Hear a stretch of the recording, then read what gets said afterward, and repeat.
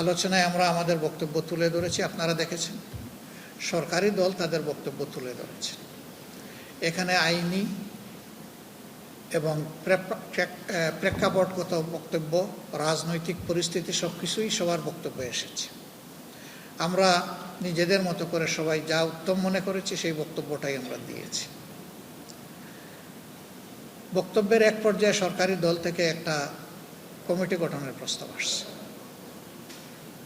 এটা আসলে আমাকে যখন বক্তব্য দ্বিতীয়বারের মতো দেওয়ার সুযোগ দেওয়া হয়, তখন আমরা বলেছি যে আমরা তো এখানে সংকট নিরসন করতে এসেছি, সংকট তৈরি করতে আসি, অতএব আমরা সমস্যার সমাধান চাই। এখন কিন্তু বিষয়টা একটা সমস্যার মধ্যে ঢুকে গেছে। তাহলে যে প্রস্তাবটা দেওয়া হয়েছে, আমরা বলেছি এখানে সংস্কার পরিষদ এবং পরিষদের সভা আহ্বান সংক্রান্ত এই নোটিশ, যদি এই বিষয়কে কেন্দ্র করে কোনো সংস্কার বিষয়ক কমিটি গঠন করা হয়, তাহলে আমরা এটা ইতিবাচকভাবে গ্রহণ করার সুযোগ আছে। তবে শর্ত হচ্ছে সেখানে উভয় পক্ষ থেকে সমান সংখ্যক সদস্য থাকবে। যদি সমান সংখ্যক সদস্য না থাকে, সংসদ সদস্যদের অনুপাত হারে যদি সেখানে সদস্য নির্ধারণ করা হয়, তাহলে সেখান থেকে ভালো কোনো আউটকাম আসার সম্ভাবনা নেই। আমরা এই প্রস্তাব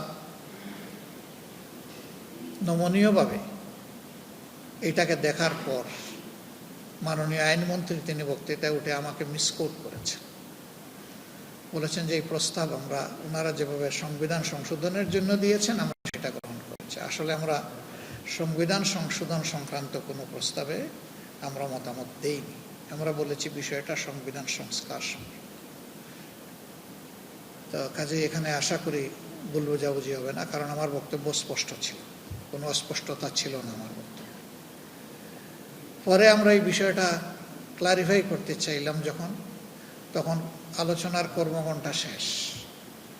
মাননীয় স্পিকার এই ব্যাপারে বললেন যে আজকের আলোচনা এখানে সমাপ্ত হলো। আমি যখন বললাম যে আমাদের তো কৈফিয়ত আছে, সুযোগ দেওয়া হোক, উনি বললেন যে কালকে এটা আমরা সুযোগ দেব। তো এইভাবে বিষয়টা আপাতত এসে দাঁড়িয়েছে। আমরা কালকে এই বিষয়ে আরও যদি কথা বলার সুযোগ পাই আপনারা জানবেন, দেখবেন। আপনাদেরও সহযোগিতা চাই।